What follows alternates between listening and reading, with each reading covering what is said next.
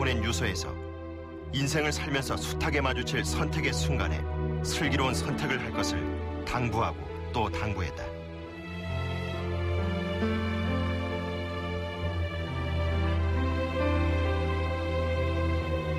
박흥주가 절체절명의 선택의 기로에 서게 되기까지 김재규와의 운명적인 만남이 있었다. 육사 18기 선두주자였던 박흥주는 1978년 대령 진급과 함께 중앙정보부장 수행비서로 임명됐다.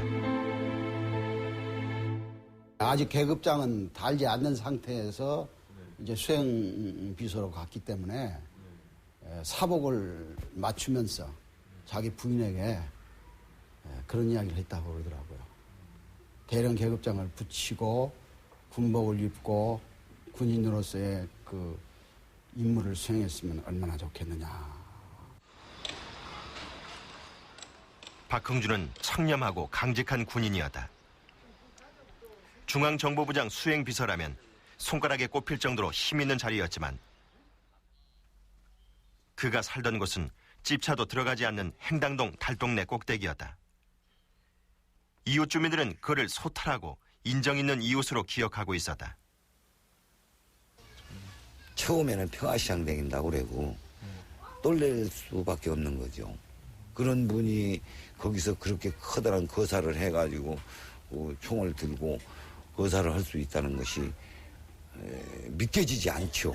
그분은 제가 보기로는 아주 평범한 분인데 그런 분이 어떻게 그런 거사에 가담해가지고.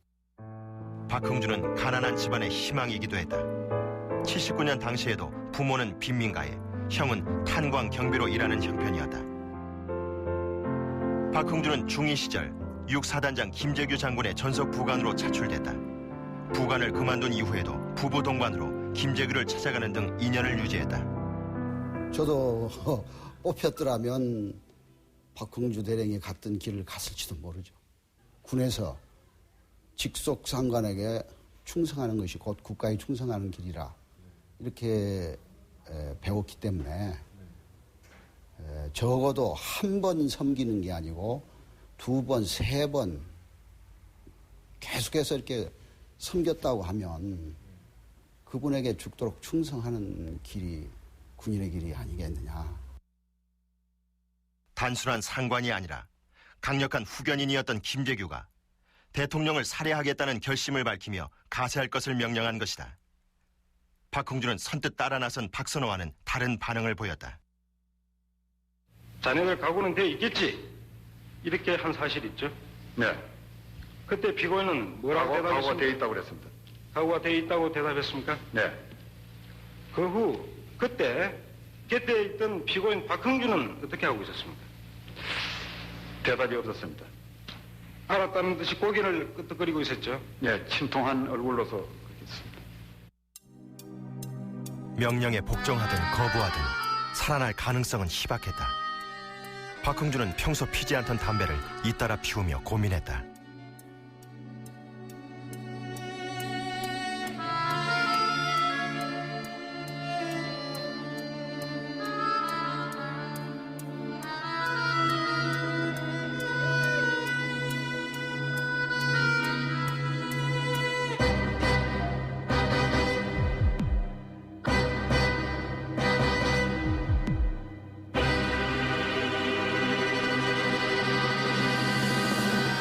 바깥에 쳐다보니까 박대리 얼굴이 딱 나타나더라고. 그냥 나하고 시선이 마주쳤는데 나보고 나오라는 거예요. 그래 나갔더니 스탠바이. 너 나갈 준비를 해라. 그래서 나는 이제 회식이 다 끝났으니까. 근데 벌써 끝났을까? 박흥주가 명령을 수용한 배경에는 김재규에 대한 인간적인 존경심이 큰 비중을 차지했다. 박흥주는 최근 공개된 옥중 수양록에서 김재규를 대통령의 1급 참모이자 참다운 일꾼이었다고 단정지었다. 중정부장 김재규는 유신체제의 버팀목이었고 헌신적으로 대통령을 보좌했다고 평가했던 것이다.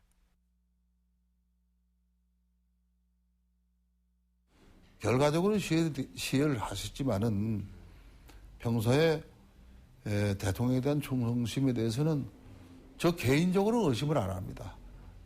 지극히 대통령을 잘 모시겠다 하는 그런 평소의 그 은행으로 봐서.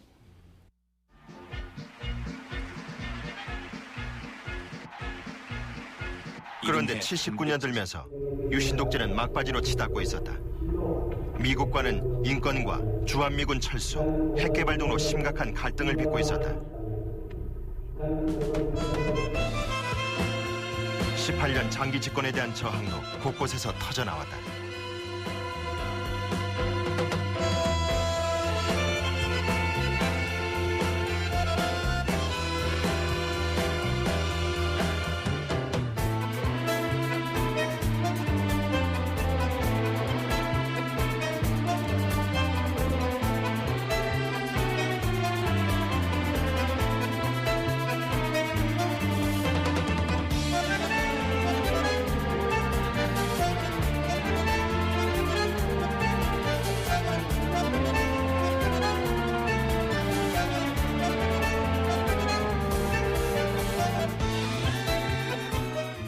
내가 내려가 봤더니 학생 일부가 뭐 소동을 피우고 이런 게 아니고 전체 학생들이 민중과 더불어 소위 밀란을 일으킨 상황이었다. 그게 끔찍한 얘기거든. 경호실장 차지철은 부마 사태를 김영삼과 야당인 신민당의 사주를 받은 소수 사회 불만 세력이 일으킨 폭동으로 규정했다. 부마 사태가 급박할 때 소위 말해서 매 시간 이제 보고서들이 올라와서 읽어봤는데 주로 부마 사태가 청와대는 어떻게 왜곡돼서 왔냐면 깡패, 불황아, 그다음에 뭐 그때 한참 등장하는 게 있었죠. 목욕탕 때밀이, 구두닦기.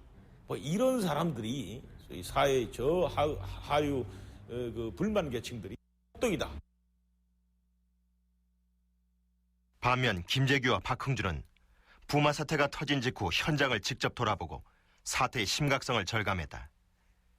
그리고 민심 위반이 심각하며 부산 시위가 5대 도시로 확산될 것이라고 청와대 안보소회의에서 보고했다.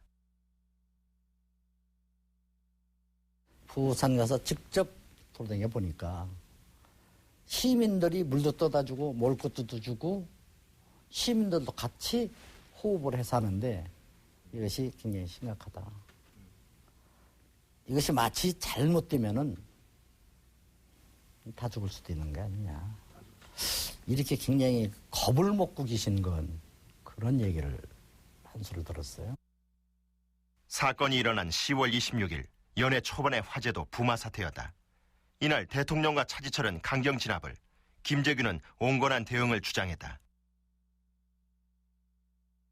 부산 사람들이 모르고 김영삼이가 선동해서 그래 된 거다. 대통령은 그냥 철저하게 머리에 그렇게 생각했어요. 그걸 이제 차지철은 그렇다 그러고 이제 김재규는 안 그렇다. 이제 그게 그날의 근본적인 문제죠. 말씀은 밖에 안 나갔으면 좋겠습니다. 각하 말씀은 이제부터 사태가 더 악화되면 내가 직접 쏘라고 발표 명령을 하겠다. 그 다음에 이제 그 차지철 경호실장 같은 사람들은 캄보디아에서는 300만이라고 하는 것도 희생을 시켰는데 우리 대한민국 200만 희생하면 뭐 희생한다고까지 뭐 문제될 거 있느냐고 이러한 얘기가 나옵니다. 그러면 소름이 끼칠 그러한 그 일들입니다.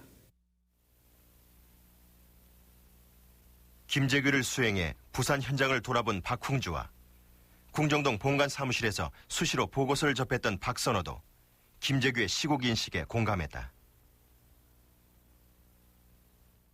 이분께서 직접 모든 것을 민주회복을 위해서 그렇게 건의하시다가 안 되고 또한 부산과 같은 그와 같은 상황이 서울에서 긴박하게 일어나게 돼 있던 직전에서 그와 같은 것이 막아지지 못했을 때는 옛날에 4.19 어린아이 장난과 같은 그것에 불과하다. 이 같은 내적인 공감대 위에 궁정동 경비원들의 강한 규율이 있었기 때문에 김재규의 거사가 가능했다. 상관의 명령이 떨어지면 목숨 바쳐 수행한다는 것이 궁정동 요원들의 철칙이었다. 그걸 내가 그 순간에 쓰면 나도 그렇게 됐겠지. 네?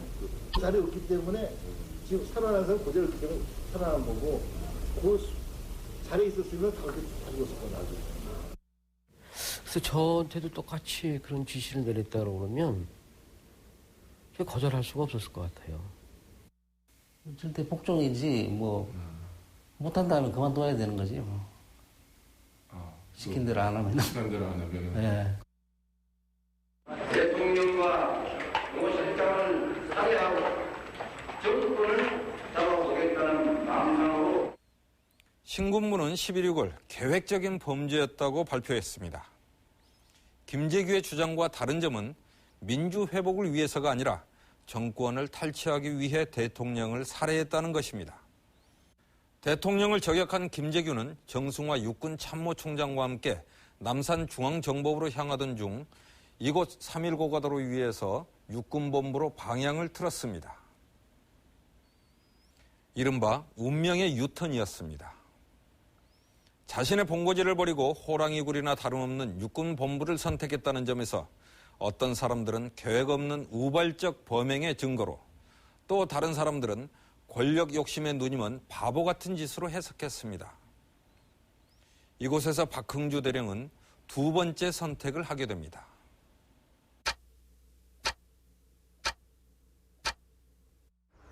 대통령을 살해한 김재규는 맨발로 본관으로 달려왔다. 그리고 식당에서 대기 중이던 정승화 육군 참모총장을 찾았다. 나를 팔을 붙잡으면 큰일 났다고 빨리 갑시다 하면서 현관으로 손을 붙잡고 나가니까 나도 따라 나갔죠. 무슨 분마 사태나 무슨 안 그러면 다른 데서 큰 또 새로운 사태가 이 서울이나 이 부근에서 발생한 것이 아닌가. 차에 오른 김재규는 남선행을 외친 후 차 안에서 정승화에게 대통령 사망 사실을 알렸다. 자꾸 김재규 보고 이게 무슨 일이냐고 자꾸 다시 충고를 하니까 김재규가 그 손을 일하면서 이분이 돌아가셨다고. 그래서 어떻게 돌아가셨냐니까 저격당해 돌아가셨다고 하면서 아주 당황해서 그랬어요 하면서. 원래 가려던 목적지는 남산의 중앙정보부였다. 그런데 3.1 고가도로를 지나 중앙정보부 방향으로